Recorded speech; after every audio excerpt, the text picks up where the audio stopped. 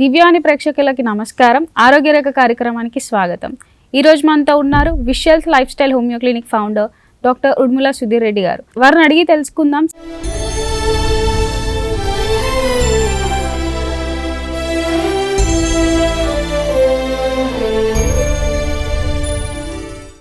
చలికాలంలో వచ్చే మరొక సమస్య ఆస్తమా.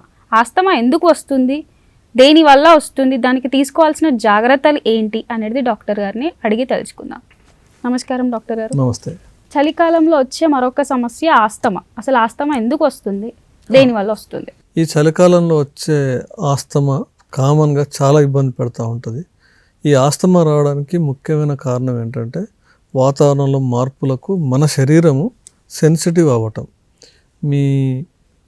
మన లంగ్స్లో ఉండే పైప్స్ కానీ ఈ శ్వాసకోశాలన్నీ కూడా లోపల పైపుల్లో వాటి సంకోచ వ్యాకోచాలు ఎక్కువై రిస్ట్రిక్ట్ అయిపోతుంది. అంటే సపోజ్ ఇది మీ పైప్ అనుకోండి, పైప్ సైజ్ తగ్గిపోతుంది.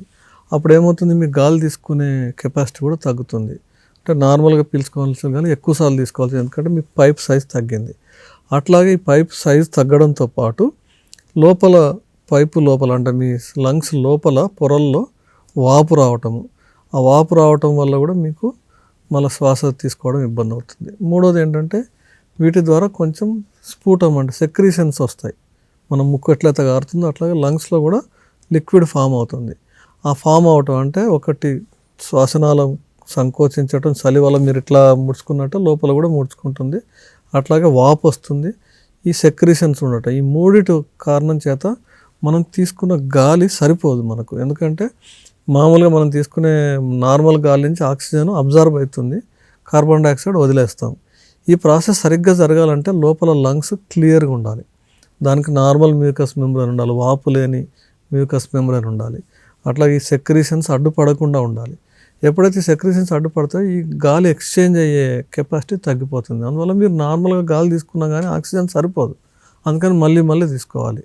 అంటే మనం నిమిషానికి ఒక 60 నుంచి 70 సార్లు మనం ఊపిరి పీల్చుకున్నాం అనుకోండి, మీరు దానికి సరిపోక ఎక్కువసార్లు తీసుకోవాల్సి వస్తుంది.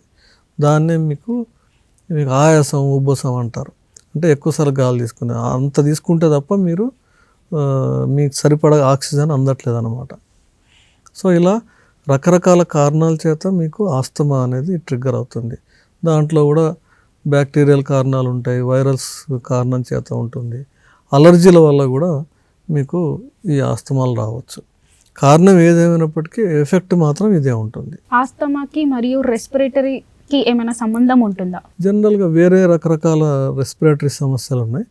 ప్రత్యేకించి ఆస్తమాకి వాటికి ఉండే తేడా ఏంటి అంటే, మీరు ఆస్తమాలో బేసిక్గా విపరీతమైన దగ్గు రావటం, మీరు ఉదయాన్నే రాత్రి చాలా ఎక్కువ దగ్గు ఉండటం, అట్లాగే దగ్గుతో పాటు శ్వాస తీసుకోవడానికి విపరీతమైన ఆయాసం ఉండటం, పడుకోగానే ఈ ఆయాసం ఎక్కువ అవ్వటం, కొద్దిమందిలో సెకండరీ ఇన్ఫెక్షన్ వచ్చినప్పుడు జ్వరం రావటం, ఇట్లాంటివన్నీ కూడా మీరు గమనిస్తూ ఉంటారు. అట్లాగే పిల్లి కూతలు వస్తూ ఉంటాయి. పడుకున్నప్పుడు మీరు గాలి తీసుకున్నప్పుడు ఆ గాలి పైపు సైజు తగ్గటం, మ్యూకస్ చేరటం వల్ల గాలి సన్నటి దారి నుంచి పోయినప్పుడు కుయ్యని పిల్లి కూతలు సౌండ్ వస్తాయి. సో ఇవన్నీ ప్రత్యేకంగా ఆస్తమాలో మనం చూసే లక్షణాలు. అయితే వేరే సిఓపిడి కానీ, బ్రాంకైటిస్ కానీ, ఇంకా వేరే రకరకాల న్యూమోనియా లాంటి సమస్యల్లో వాటి లక్షణాలు వేరే ఉంటాయి. సో అందువల్ల ఆస్తమా క్లియర్ కట్గా మీకు ఈ సీజనల్గా ఉండొచ్చు, కొద్దిమందికి సంవత్సరం అంతా కూడా ఉండొచ్చు, పెరెన్నియల్ అంటారు. అంటే త్రూ అవుట్ ద ఇయర్ ఉంటూనే ఉంటుంది వాళ్ళకి. సో అలా మనం ఒక్కొక్క వేరే జబ్బు నుంచి మనం డిఫరెన్షియేట్ చేసుకోవచ్చు. ఈ కారణాన్ని బట్టి ఆస్తమాకి షార్ట్ టర్మ్ మెజర్స్ ట్రీట్మెంట్స్ ఉంటాయి, లాంగ్ టర్మ్ ట్రీట్మెంట్స్ కూడా ఉంటాయి. సో ఆ షార్ట్ టర్మ్ ఏంటి, మన లాంగ్ టర్మ్ ఏంటి అనేది మీరు డాక్టర్ గారు ఎగ్జామిన్ చేసి కొన్ని పరీక్షలు చేసిన తర్వాత ఆ కారణాన్ని బట్టి మీకు ఉండే సఫరింగ్ని బట్టి ట్రీట్మెంట్ ప్లాన్ చేస్తారు. ఆస్తమా అనేది పేరెంట్స్కి ఉంది, అది జెనెటిక్ ప్రాబ్లం వల్ల పిల్లలకి కూడా వస్తుందా? ఈ ఆస్తమా అనే సమస్య వంశపారంపర్యంగా కూడా రావచ్చు, అంటే జెనెటిక్గా కూడా రావచ్చు. అందుకని జెనెటిక్గా ఉంటేనే రావాల్సిన అవసరం ఏం లేదు. జెనెటిక్గా ఉన్నా రావచ్చు, లేకపోయినా మీ బాడీలో ఇమ్యూనిటీ తేడాలు జరిగినప్పుడు మీకు రకరకాల కారణాల చేత వేరే వాళ్ళకి లేకపోయినా రావచ్చు. కానీ ఉంటే వచ్చే అవకాశాలు ఎక్కువ. ఎందుకంటే వంశపారంపర్యంగా మనం చూస్తూ ఉంటాం, మన తాతకు ఉంది, అమ్మకు ఉంది, తర్వాత మనకు వచ్చింది, మన పిల్లలకు వచ్చింది. అలా సెన్సిటివిటీ క్యారీ అవుతుంది. ఎందుకంటే ఈ వంశపారంపరంగా జన్యుపరంగా కూడా ఈ క్యారీ అవుతూ ఉంటుంది. ఆస్తమా రావడానికి main reason pollution sir? Asthma రావడానికి మెయిన్ రీజన్ పొల్యూషన్ కాదు. కాకపోతే వచ్చిన తర్వాత లేదు మీ సెన్సిటివిటీ డెవలప్ అయిన తర్వాత పొల్యూషన్ వల్ల మీకు అటాక్స్ ట్రిగ్గర్ అవుతూ ఉంటాయి. ఆయాసం వచ్చే ఎపిసోడ్స్ ఈ పొల్యూషన్ వల్ల మీకు ట్రిగ్గర్ అవుతాయి. అట్లాగే మనకు దుమ్ము ఉండటము, ధూళి ఉండటము, వాతావరణంలో విపరీతమైన తేమ ఉండటము, ఒక్కొక్కసారి వాతావరణం కంప్లీట్ డ్రై అయినా కూడా వీళ్ళ బాడీలో లంగ్స్లో ఇన్ఫ్లమేషన్ వస్తుంది. తద్వారా వీళ్ళకి ఆస్తమా ఆయాసం ఎపిసోడ్స్ వస్తూ ఉంటాయి. అది ఒకటే కాకుండా కొద్దిమంది స్మోకింగ్ సెన్సిటివ్ ఉంటారు, ప్యాసివ్ స్మోకర్స్ ఉంటారు. అంటే సపోజ్ ఇంట్లో పెద్దవాళ్ళు ఎవరో సిగరెట్ తాగేవాళ్ళు, చుట్ట తాగేవాళ్ళు ఉన్నారు, పిల్లలు ఉంటారు, వాళ్ళకి ఏం కాదు. కానీ వాటి వల్ల పొగ వాసన వల్ల మనకు ఈ ఆయాసం ఎపిసోడ్స్ రావచ్చు. కొద్దిమంది ఆడవాళ్ళలో వంట చేస్తూ ఉంటారు. వంట చేసినప్పుడు ఆ వంట చుట్టూ వచ్చే పొగలు, లేకపోతే మీరు కూరలు చేస్తున్నప్పుడు వచ్చే స్మెల్, కొన్ని స్ట్రాంగ్ స్మెల్, వీటి వల్ల కూడా ఈ asthma episodes, allergy episodes trigger అయ్యి వాళ్ళు ప్రాపర్ ఆస్తమేటిక్గా మారే అవకాశం ఉంటుంది. అందువల్ల పొల్యూషన్ ఒకటే కాకుండా అన్ని రకాలు, ఇప్పుడు మీరు మన రోడ్డు మీదకి వెళ్తే కూడా ఆటోమొబైల్ అంటే వాహనాల వల్ల వచ్చే పొగ, తర్వాత గాల్లో దుమ్ము, ధూళి, ఇవన్నీ కూడా మనకు ఆస్తమాని ట్రిగ్గర్ చేసే అంశాలే. లైఫ్ స్టైల్ చేంజెస్ చేయడం వల్ల ఆస్తమాని బెటర్ చేయొచ్చు. ఈ లైఫ్ స్టైల్ చేంజెస్ అంటే బేసిక్గా ఇప్పుడు ఇందాక మనం డిస్కస్ చేసుకున్నట్టు ఏ కారణాలు మనకైతే ప్రభావితం చేస్తున్నాయో అటువంటివన్నీ మనం ముందు ఐడెంటిఫై చేసుకోవాలి, గుర్తుపట్టాలి. అసలు ఏం జరుగుతుంది, నా శరీరము వేటికి ప్రతికూలంగా రెస్పాండ్ అవుతుంది చూడాలి. కొద్దిమందికి ఇట్లా ఇందాక మనం చెప్పుకున్నట్టు దుమ్ము, ధూళి, గాలిలో తేమ, కొద్దిమందికి ఈవెన్ పర్ఫ్యూమ్స్ కూడా వాళ్ళకి అలర్జీ ఉంటుంది. సో అందువల్ల అది ఏమేమి అవుతుందో అవన్నిటికీ దూరంగా ఉండటం చాలా ఇంపార్టెంట్. ఈ లైఫ్ స్టైల్ అంటే బేసికల్గా మనం తీసుకునే ఆహారము, మనం చేసే పని, ఈ రెండు కూడా మన జీవన శైలిలోనే ఉంటాయి. జీవనశైలి అంటే కేవలం తిండి గురించే కాదు, మన చుట్టూ ఉండే పరిసరాలు, మన అలవాట్లు, వీటన్నిటికీ ట్రిగ్గర్ చేసే ఛాన్సెస్ ఉంటాయి. ఉదాహరణకు మన ఇంట్లో పెంపుడు జంతువులు ఉన్నాయనుకోండి, పిల్లి, కుక్క, ఇట్లాంటివి పెంచుకుంటుంటారు కదా, వాటి చర్మంలో ఉండే దుమ్ము, వాటి వల్ల కూడా మీకు ఇట్లాంటి ప్రాబ్లమ్స్ వస్తుంది. లేదంటే పిల్లలు కొన్ని బొమ్మలు ఆడుకుంటారు, బొమ్మల్లో కూడా చర్మం ఇది ఉండటం వల్ల వాటిల్లో కూడా దుమ్ము పేరు మైక్రో డస్ట్ ఉంటుంది, అది వీళ్ళకు బాగా ట్రిగ్గర్ చేస్తుంది. సో అందువల్ల మనం లైఫ్ స్టైల్లోనే ఇటువంటివన్నీ మార్చుకోవాలి. కొద్దిమందికి స్నానం చేయగానే పర్ఫ్యూమ్ కొట్టుకునే అలవాటు ఉంటుంది. సో కొన్ని స్ట్రాంగ్ వస్తువులకు దూరంగా ఉండటం, ఇలా మనం కొన్ని మార్చుకోవాలి. దాంతోపాటు మనం మంచి ఎక్సర్సైజ్, మంచి ఆహారం తీసుకోవడం ద్వారా ఓవరాల్ హెల్త్ బాగుంటే మీ ఇమ్యూనిటీ బెటర్ అవుతుంది. తద్వారా మీకు ఆస్తమా త్వరగా తగ్గడానికి మీకు ఉపయోగపడుతుంది. ఇట్లా మనకి ఏ లైఫ్ స్టైల్ ఫ్యాక్టర్స్ మనల్ని డిస్టర్బ్ చేస్తూనే ఫస్ట్ ఐడెంటిఫై చేసి వాటికి దూరంగా ఉండాలి. తర్వాత మనం ట్రీట్మెంట్ తీసుకున్న తర్వాత మీరు వాటికి ఎక్స్పోజ్ అయినా కూడా ఏం కాకుండా చేయొచ్చు. మీరు ఎక్సర్సైజెస్ అన్నారు కదా సార్, ఎలాంటి ఎక్సర్సైజెస్ చేయాలి ఆస్తమా వాళ్ళకి? ఆస్తమా ఉన్న వాళ్ళకు ఫస్ట్ ఎక్సర్సైజ్ చేసే ముందల మన కెపాసిటీ ఏంటో చూసుకోవాలి.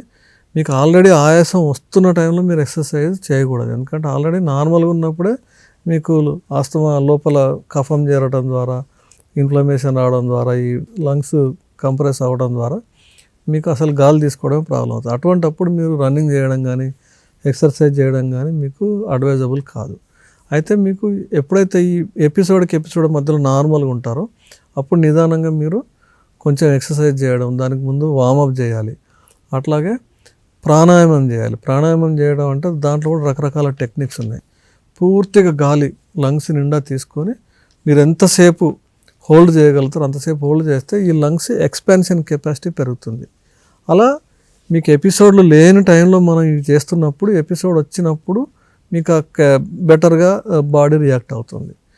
అట్లా ఫిజికల్గా యాక్టివ్ ఉండడం, ఆరోగ్యకరమైన ఆహారం తీసుకోవడం ద్వారా మీకు ఇండైరెక్ట్గా డైరెక్ట్గా కూడా ఆస్తమా ఆయాసానికి మీకు ఉపయోగపడుతుంది. ఆస్తమా ఉన్న వాళ్ళు స్పెసిఫిక్గా ఇలాంటి ఫుడ్ తీసుకోవాలి అని ఏమైనా ఉంటుందా సార్? ఆస్తమా ఉన్న వాళ్ళు స్పెసిఫిక్గా ఇట్లాంటి ఫుడ్ తీసుకుంటే మంచిదని అటువంటి ఏం లేదు.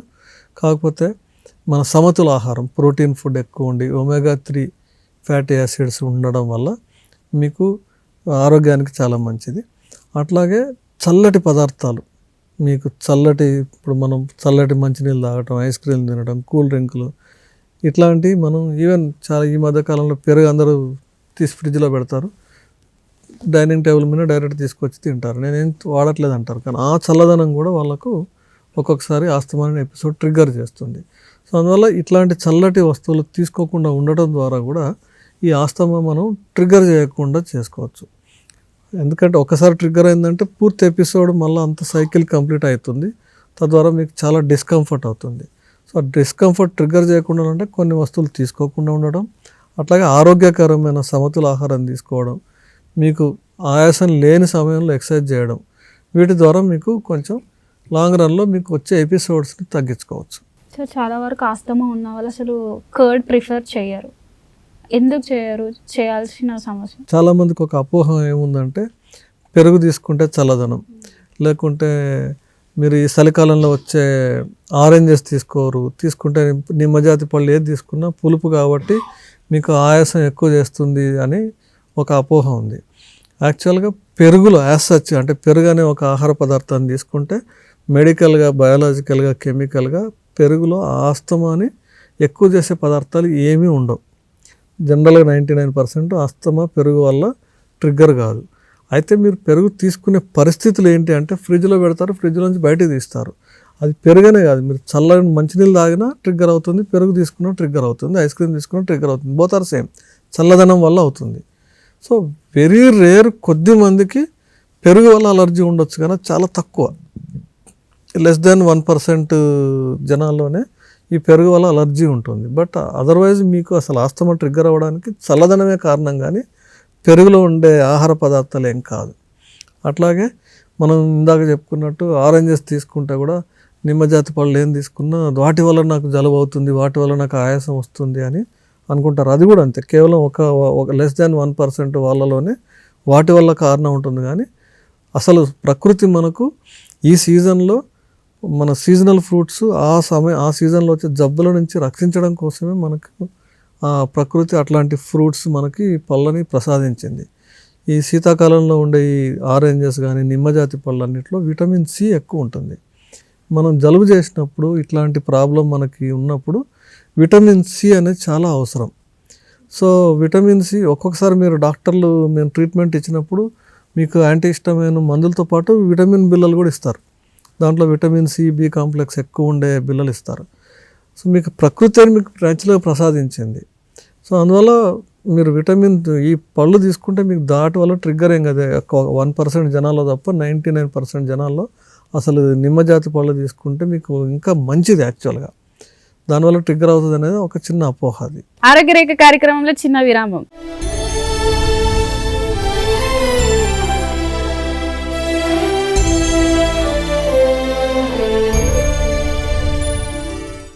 ఆరోగ్య రేఖ కార్యక్రమానికి తిరిగి స్వాగతం.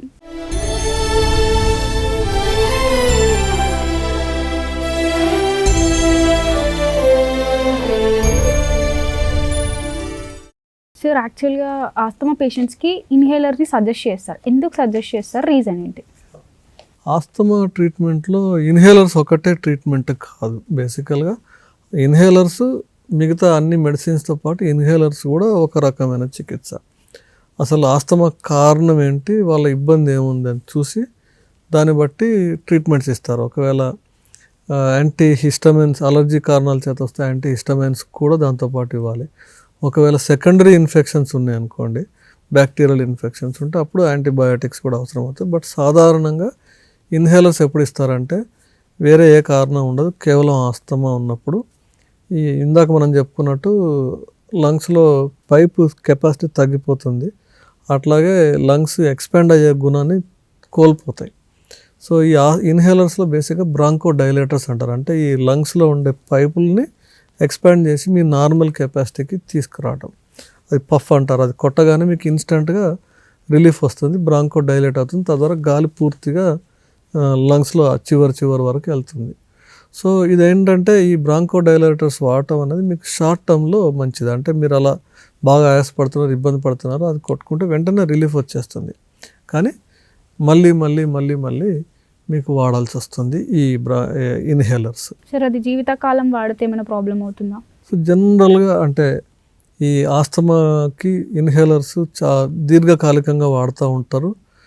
పోయే కొద్దీ వాళ్ళకి ఇంకా దాని ఫ్రీక్వెన్సీ అంటే అవసరం, అంటే ఒకప్పుడు చలికాలం వస్తే రోజుకు 2 సార్లు ఆ ఇన్హేలర్ వాడాల్సిన వాళ్ళు వాళ్ళ తీవ్రతను బట్టి పోయే కొద్ది మందులు ఎక్కువ అవుతూ ఉంటుంది, అంటే ఎక్కువ నెంబర్ ఆఫ్ టైమ్స్ వాడాల్సి ఉంటుంది. సో జీవితకాలం చాలా తక్కువ, అంటే ఒక 50% జనాలు జీవితకాలం ఇన్హేలర్స్ మెడికేషన్స్ వాడాల్సి ఉంటుంది. అయితే ఈ ఇన్హేలర్స్ వాడటం వల్ల కొద్ది మందిలో కొన్ని రకాల సైడ్ ఎఫెక్ట్స్ ఉంటాయి, కాన్సన్ట్రేషన్ ఎఫెక్ట్స్, డిస్టర్బెన్సెస్ ఉంటాయి. ఇవన్నీ రకరకాల కారణాలు, అంటే కాంప్లికేషన్స్ మెడిసిన్స్ వల్ల కూడా రావచ్చు. ఆస్తమాతో వచ్చే కాంప్లికేషన్స్ కాకుండా దీర్ఘకాలంలో వచ్చే ఇన్హేలర్ ఎఫెక్ట్స్ ఉంటాయి. అయితే ఇప్పుడు అంటే ఒకప్పుడుతో మెడిసిన్తో పోల్చుకుంటే ఇప్పుడు చాలా వరకు మంచి మెడిసిన్స్ వచ్చినాయి, తక్కువ సైడ్ ఎఫెక్ట్స్ ఉండేలాగా వచ్చినాయి. కానీ ఏదైనా మెడిసిన్ ఎక్కువ టైంలో వాడటం వల్ల వీళ్ళకి సైడ్ ఎఫెక్ట్స్ ఖచ్చితంగా ఉంటాయి. సార్, ఆస్తమాని కంప్లీట్గా క్యూర్ చేయవచ్చా? ఆస్తమాని కంప్లీట్గా క్యూర్ చేయడం అనేది అలోపతి, అంటే ఇంగ్లీష్ మెడిసిన్స్ వాడుతూ అలోపతిని పూర్తిగా క్యూర్ చేయడం అనేది ఇప్పటికైతే సాధ్యం కాదు. అంటే మీకు ఆస్తమా అటాక్ వచ్చింది, అటాక్ని తాత్కాలికంగా రిలీఫ్ ఇవ్వటము, దాని నుంచి ఉపశమనం కలిగించడం మాత్రం వెంటనే ఇంగ్లీష్ మందులు వాడి చేయొచ్చు. కానీ నాకు ఆస్తమా అటాక్సే రాకూడదు జీవితకాలంలో అంటే మాత్రం ఇంగ్లీష్ మెడిసిన్స్లో అట్లాంటి చికిత్స ఇప్పటి వరకు లేదు. కాకపోతే హోమియోపతి వైద్యశాస్త్రంలో మనం ఈ ఆస్తమాని పూర్తిగా మళ్ళీ జీవితంలో రాకుండా మీరు మామూలుగా అందరిలాగే మీరు కూడా నార్మల్ ఉండొచ్చు, అంటే మీరు చలికాలం అన్ని తిన్నా తాగినా కూడా ఏమి ఇబ్బంది కాకుండా చేసేంత మంచి మెడిసిన్స్ హోమియోపతి వైద్య విధానంలో ఉన్నాయి. అయితే హోమియోపతి వైద్య విధానంలో ఉన్న ఒక చిన్న ఇబ్బంది ఏంటంటే, సపోజ్ మీరు ఇంగ్లీష్ మందుల్లో ఒక ఇన్హేలర్ ఇచ్చారు, ఎవరికి ఇన్హేలర్ ఇచ్చినా ఎంతో కొంత రిలీఫ్ వస్తుంది.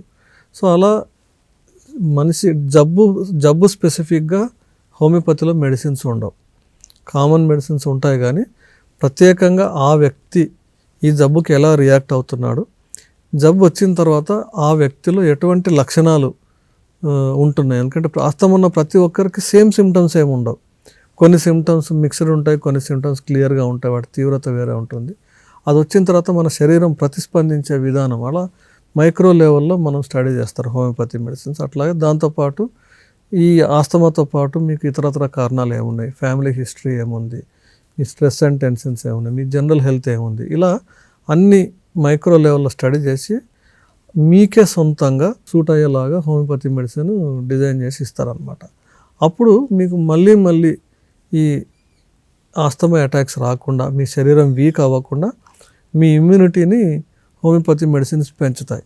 తద్వారా మీ శరీరమే మీ ఆస్తమా కారణాలైనటువంటి బ్యాక్టీరియా, వైరస్, అలర్జీ ఇట్లాంటి అన్నిటికీ ఎఫెక్టివ్గా తట్టుకోగలుగుతుంది, ఎఫెక్టివ్గా ఫైట్ చేయగలుగుతుంది. తద్వారా మీరు ఆస్తమా అటాక్సే రావు. ఒకసారి పూర్తి కోర్స్ అయిపోయిన తర్వాత చాలామంది మోర్ దాన్ 90% ఆస్తమా పేషెంట్లు హోమియోపతి మందులకు పూర్తిగా మందులు ఏం అవసరం లేకుండా, రోజు మందులు వాడే అవసరం లేకుండా పూర్తిగా క్యూర్ అయ్యే అవకాశం ఖచ్చితంగా ఉంది. సార్, బరువు ఎక్కువ ఉండడం వల్ల కూడా ఆస్తమా వస్తుందా? బరువు ఎక్కువ ఉండటం వల్ల డైరెక్ట్ ఆస్తమా కారణం కాదు. మామూలుగా ఆస్తమా ఉన్న వాళ్ళకు అసలు శ్వాస తీసుకోవడం ఇబ్బంది అవుతుంది, ఎక్కువసార్లు నార్మల్ గాలి తీసుకోవడానికి కూడా ఎక్కువసార్లు గాలి పీల్చుకోవాల్సి వస్తుంది. అయితే ఆల్రెడీ ఒబేసిటీ, ఊబకాయం, ఎక్కువ బరువు ఉండే వాళ్ళలో అసలు ఆస్తమా లేకపోయినా వాళ్ళ బరువు వల్లనే వాళ్ళకి ఆయాసం వస్తుంది.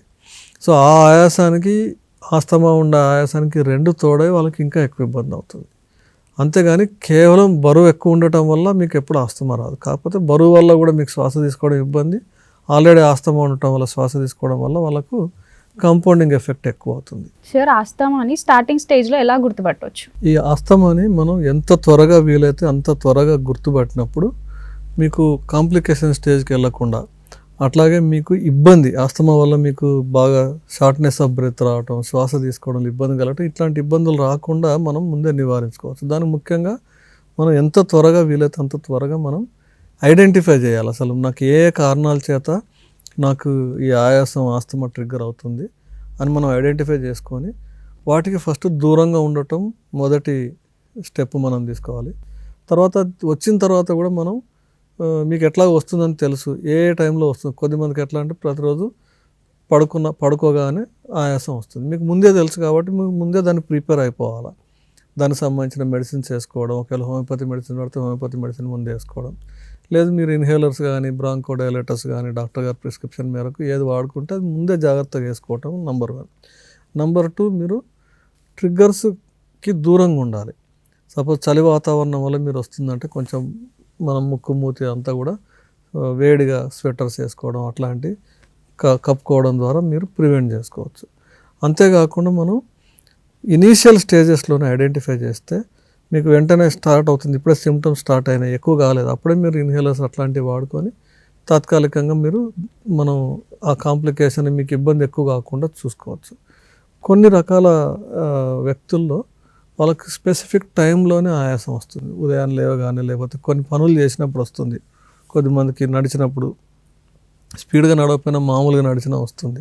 సో మనం ఎట్లాంటి సందర్భాల్లో మనకి ఈ ఆస్తమా అటాక్ అవుతుంది, ట్రిగ్గర్స్ ఎపిసోడ్స్ ట్రిగ్గర్ అవుతున్నాయని చూసుకొని వాటికి మనం ముందు జాగ్రత్త చర్యలు చేసుకోవడం ఒకటైతే, రెండోది అసలు మెడిసిన్ సరిగ్గా డాక్టర్కి ఎప్పటికప్పుడు మనం కన్సల్ట్ అవ్వాలి. అసలు మీకు ఎట్లాంటి ఇబ్బంది అవుతుంది ఈ దానికి మనం డాక్టర్ గారికి చెప్తే తదనుగుణంగా మీకు సిమ్టమ్స్ని బట్టి సూటబుల్ మెడిసిన్ ఇస్తారు. హోమియోపతిలో కూడా మనం లాంగ్ టర్మ్ ట్రీట్మెంట్కి ఒక రకమైన ట్రీట్మెంట్ ప్లాన్ ఉంటుంది. షార్ట్ టర్మ్లో అంటే మీకు ఆయాసం ఎక్కువ వచ్చినప్పుడు, అటాక్ వచ్చినప్పుడు ఎట్లాంటి మెడిసిన్స్ వాడుకోవాలి దానికి వేరుగా ఇస్తారు. So season to season me symptoms మారే అవకాశం ఉంటుంది. అంటే చలికాలంలో ఒక తీవ్రత ఉంటుంది, వర్షాకాలంలో గాలిలో తేమ వీటి వల్ల మీకు ఇంకొక రకమైన తీవ్రత ఉంటుంది, ఎండాకాలం కొంచెం బెటర్ ఉంటారు. సో సీజన్ టు సీజన్ కూడా హోమియోపతిలో అయితే మేము వేరే మెడిసిన్ ఇస్తాం. అంటే ఒక్కొక్క సీజన్లో మీ బాడీ రెస్పాన్స్ని బేరీజ్ చేసుకొని దానికి తగ్గట్టు మెడిసిన్ ఇస్తాం. అదే ఇంగ్లీష్ మందులు వాడే వాళ్ళలో కూడా అట్లాంటి ఇంటెన్సిటీని బట్టి వాళ్ళ డాక్టర్ గారు మెడిసిన్ మారుస్తారు. సో అలా మనం కొంచెం ఎక్స్ట్రా కేర్ తీసుకుంటే మీ ఈ ఎక్కువ అటాక్స్ వాటి వల్ల ఇబ్బంది రాకుండా మీరు కాపాడుకోవచ్చు. సార్ ఈ ఆస్తమా ఉన్న వాళ్ళు ఎలాంటి ఫుడ్ తీసుకోవాలి? ఈ ఆస్తమా ఉన్న వాళ్ళలో బేసిక్గా మనం ఇంతకుముందు ఎటువంటి ఫుడ్ తీసుకోకూడదో చెప్పాం, అంటే చల్లగా ఉండే ఫుడ్స్ అట్లాంటివి తీసుకోకూడదు చెప్పాం కదా. జనరల్గా ఆహారము అంటే మనం తీసుకునే ఆహారంలో సమతుల ఆహారం అంటారు, అంటే మంచిగా ఎక్కువ ఫ్రూట్స్ ఉండేలాగా చూసుకోవడం, అట్లాగే మంచి ఆకుకూరలు, ప్రోటీను, వెజిటేబుల్ ప్రోటీన్ ఎక్కువ ఉండేలాగా చూసుకోవడం, ఒమేగా 3 ఫ్యాటీ యాసిడ్స్ ఎక్కువ ఉండే ఇవి తీసుకోవడం. వీటి వల్ల ఏమవుతుందంటే మీకు ఇమ్యూనిటీ పవర్ అంటే రెసిస్టెన్స్ పవర్ బాగా పెరుగుతుంది. సో తద్వారా రోగ నిరోధక శక్తి అంటే రోగాన్ని తట్టుకునే కెపాసిటీ మన శరీరానికి వస్తుంది. దాంతోపాటు ఎప్పుడైతే బిట్వీన్ ద ఎపిసోడ్స్ అంటే మీరు కొంచెం కంఫర్టబుల్గా ఉన్నప్పుడు వీలైనంత మనం వ్యాయామం చేయడం, ఎక్సర్సైజ్ చేయడం ద్వారా మీకు ఇవన్నీ మాట ఈ ఆస్తమా జనరల్ హెల్త్ బెటర్ అవ్వడం ద్వారా ఆస్తమా బెటర్ అవుతుంది. అట్లాగే ఓవరాల్గా మనం వెయిట్ మేనేజ్మెంట్ కూడా చూసుకోవాలి. ఆల్రెడీ మీకు ఆస్తమా ఉంది, తర్వాత ఇంకా వెయిట్ కూడా ఎక్కువ అయ్యారనుకోండి, మీకు దానికి అగ్రివేట్ అవుతుంది అనమాట. ఈ వెయిట్ వల్ల మీకు ఆస్తమా ఎపిసోడ్స్ అగ్రివేట్ అవుతాయి. సో అందువల్ల మనం జనరల్ హెల్త్ మెయింటైన్ చేస్తూనే మన ఆహారం పైన ఫోకస్ చేయాలి, టైంకి నిద్రపోవాలి, సరైన టైంకి, early to bed early from bed అంటే జనరల్గా త్వరగా పడుకొని త్వరగా లేస్తే మీకు ఈ సమస్యలు చాలా వరకు మీరు అంటే ఓవరాల్ జనరల్ హెల్త్ బెటర్ అవడం ద్వారా ఆస్తమా కూడా బెటర్ అవుతుంది. చూశారు కదండి ఈరోజు కార్యక్రమంలో చలికాలంలో వచ్చే మరొక సమస్య ఆస్తమా. ఆస్తమా గురించి డాక్టర్ గారు మీకు ఎంతో చక్కగా వివరించారు, ఎలాంటి జాగ్రత్తలు తీసుకోవాలని తెలియజేశారు. మీకు ఉపయోగపడుతుందని ఆశిస్తూ వచ్చే వారం మరొక ఎపిసోడ్తో కలుసుకుందాం. అంతవరకు చూస్తున్నానండి మీ దివ్యాని టీవీ.